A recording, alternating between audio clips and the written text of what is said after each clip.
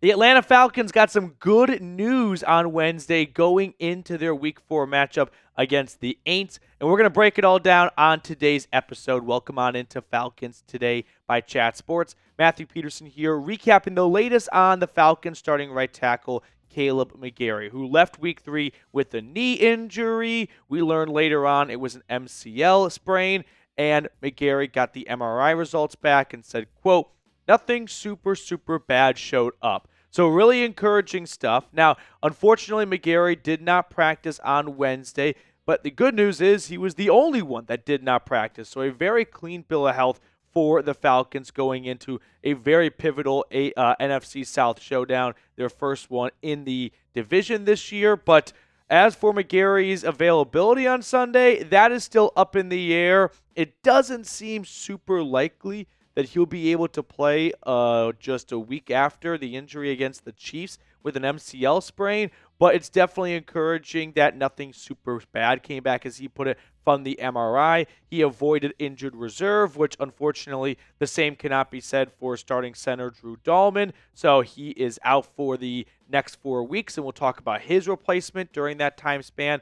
But some of you might look at this as the opposite of good news because McGarry has not always been the most popular guy amongst Falcons fans. But according to PFF, which I don't think is the only way you should evaluate players, but it's a good starting point, he's had a pretty good season. I mean, he is who we know who he is, right? He is a run-first right tackle who's going to be a little bit of a liability in pass blocking, but overall, he's going to be one of your better right tackles across the NFL. So I'm happy that he avoided a major injury for his own sake, but also just for the team's sake. I think this offensive line is better with him out there than without. But if Storm Norton is needed for, let's say, this Sunday and another Sunday after that, I'm confident he could do a good job of holding down the fort. I mean, we saw a little bit of Storm Norton last year, and it sometimes to a fan may seem like the world is ending when a backup has to go in for a starter. But the difference between these backups and starters, I don't think is as great as we make it out to be or as large. A lot of times it's just a difference of the starter has a split second quicker reaction to something, and that's the difference in a right tackle's case of giving up a sack compared to holding on to your defensive end, protecting your quarterback, and letting that ball get out quicker. So, before we look at the rest of the good news on today's episode, it is peak baseball playoff race right now. So if you had to pick one to happen, what would it be? Falcons beat the Saints on Sunday, or the Braves sweep the Mets? Let me know in the comment section below. Atlanta already got game 1 of this big NLE showdown going into this wild card push. But who do you want to see win more? Falcons on Sunday or Braves taking 3 out of 3 against the Mets? This is the pinned comment, so scroll on down and let me know. Now, I also want to get you guys familiar with the new starting center for Atlanta with Dahlman out with that high ankle sprain. It is Ryan Neuzil.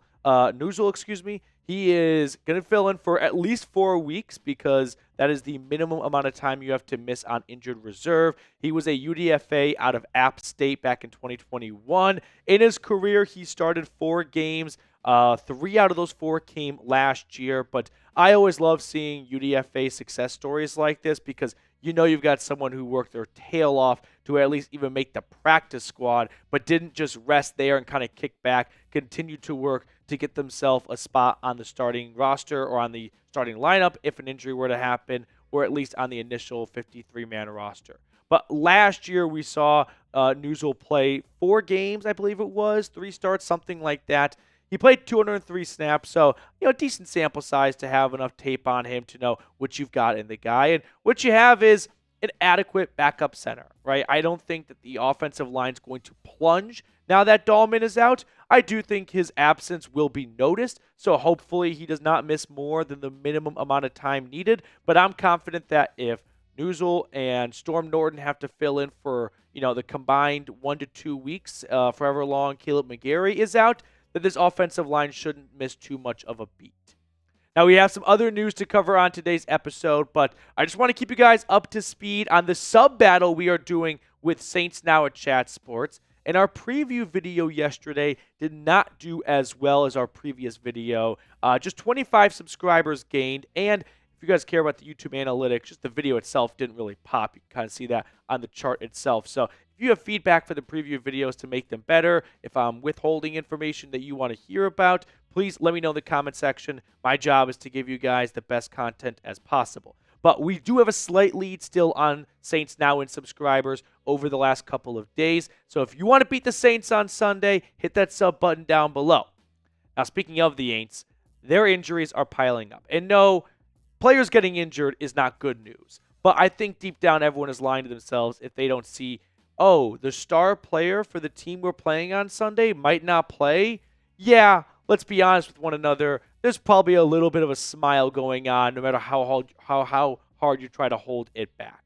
So 5 notable Saints players missed practice on Wednesday. Doesn't mean they're out or anything. It's still fairly early in the week, but Alvin Kamara with a rib injury and one other injury too, so he's really banged up. Cesar Ruiz, Erik McCoy is out for the next 6 to 8 weeks. That's their starting center. Demario Davis, Alontae Taylor. So you've got a lot of really key starting players. We had top 10 linebacker in Davis. We know Kamara has gotten off to a very hot start this season. He kind of appeared to have found the fountain of youth. Look at the numbers he has put up, rushing yards and receiving yards through the first 3 weeks of the season, 5 total touchdowns. Now, if Kamara can't go, we're probably going to see a lot of Jamal Williams. Remember him with the Lions? He had like 17 or 18 touchdowns. So kind of get yourself ready for that bruiser style of running back play. The offensive line, I mean, they are down Erik McCoy for at least 6 to 8 weeks, like I mentioned.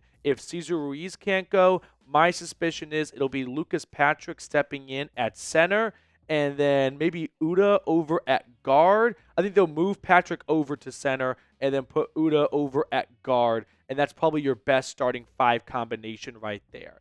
But regardless, Alontae Taylor, he's a really good DB. Like, there are a lot of really important players for what the Saints do to be successful missing practice, which it's only Wednesday, so don't start counting your chickens before they hatch if you are secretly or openly rooting for a lot of these really key players to miss this Week 4 matchup. But if you don't practice Wednesday, Thursday, Friday, it's hard to see you playing on Sunday. So Falcons may be catching a little bit of a break in this big NFC South showdown.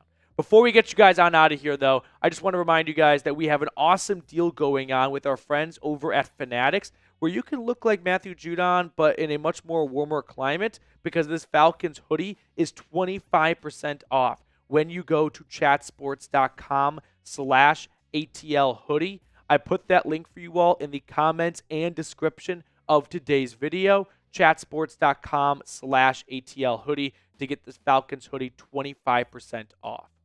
And last but certainly not least, a quick shout out to the Dirty Birds Club. Appreciate all of you guys for supporting the channel. If you want to get a shout out throughout the entire 2024 season, $100 super chat. We'll toss your name on screen during our videos throughout the week, along with our watch parties too.